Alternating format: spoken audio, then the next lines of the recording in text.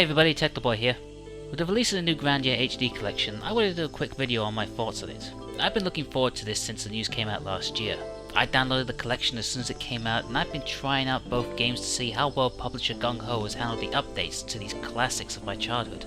This won't be a full review of the games, just my initial impressions based on the first few hours of each game, including the first dungeons and boss fights. I've also played using the English audio, so any issues with the sound will be based on that. The original Grandia was based on the PlayStation 1 version of the game, while using the Sega Saturn version as a reference. Unlike its sequel, it never got a remastered update until now. The visuals haven't been given a massive overhaul, but are just slightly updated. Everything looks great, and I like how the 3D models have been cleaned up and look much sharper now.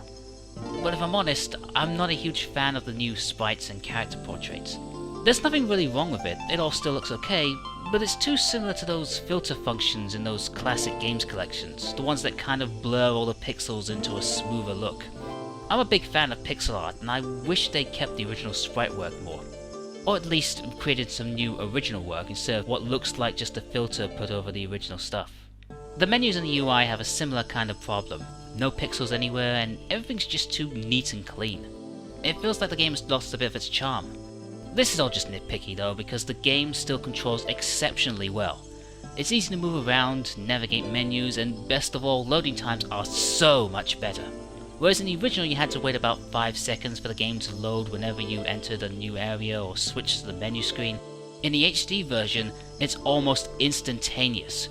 No more long waits when you pick up a new item to find out what it is, it happens so fast.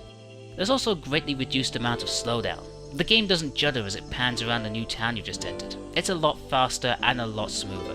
My biggest issue however is with the audio. It still sounds nice and crisp, but there are some major problems with its execution.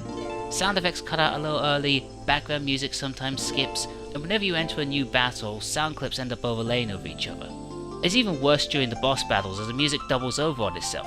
Also, I noticed sometimes during cutscenes that the music and or sounds and or dialogue were out of sync with what's happening on screen. I'm hoping that Gung Ho is able to pick up on this and fix it with a patch in the future.